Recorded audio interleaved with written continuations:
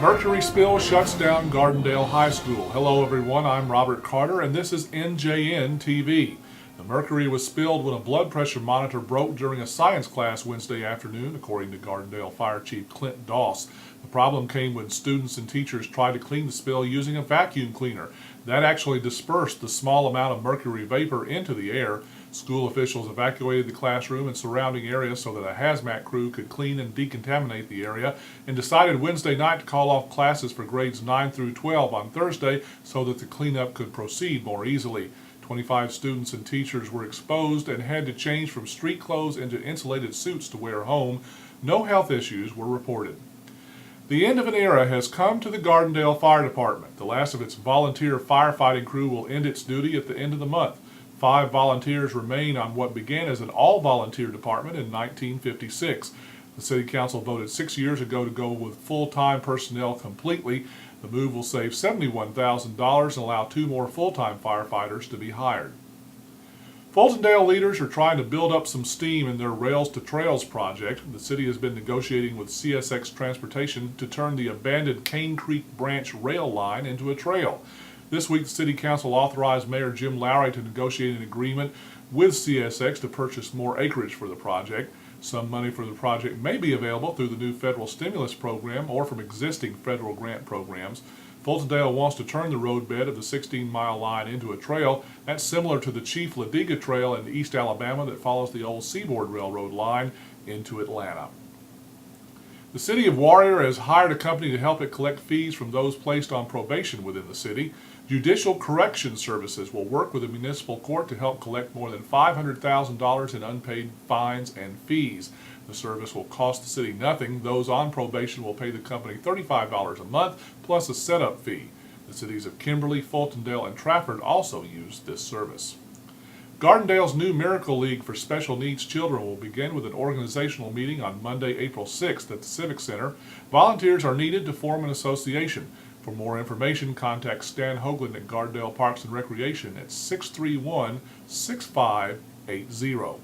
Sports in a moment, but first some items from our community calendar.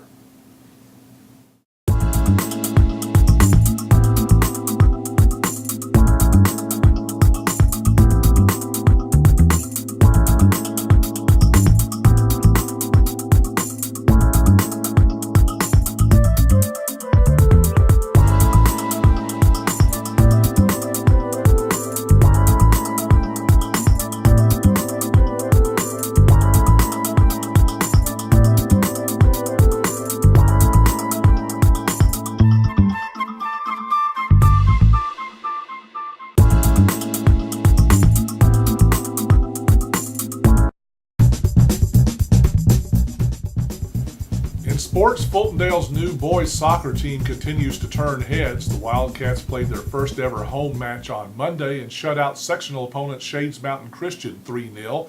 Uriel Cruz scored 2 goals, including a penalty kick 4 minutes before halftime. Gustavo Ezquerra also scored in the 8th minute. Fultondale's record improves to 3-1-1 in their inaugural season. There was also plenty of baseball and softball action going on, and here are some scores on a roll.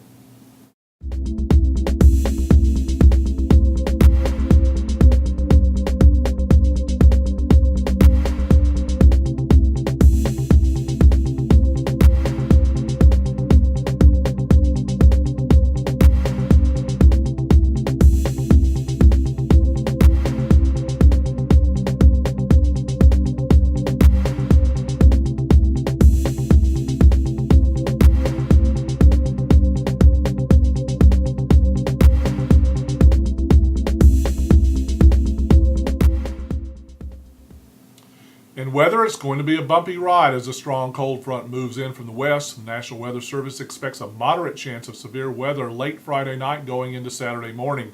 Heavy rains also expected on Thursday night. Highs will be in the mid-70s with lows around 60, dipping down to about 45 on Saturday night. Keep your NOAA weather radio handy, and if you don't have one, now's a good time to get one. A word to the wise. And that is NJNtv for Thursday, March 26th. We're always online at njeffersonnews.com and on Twitter as well. Follow us at NorthJeffNews. I'm Robert Carter. So long.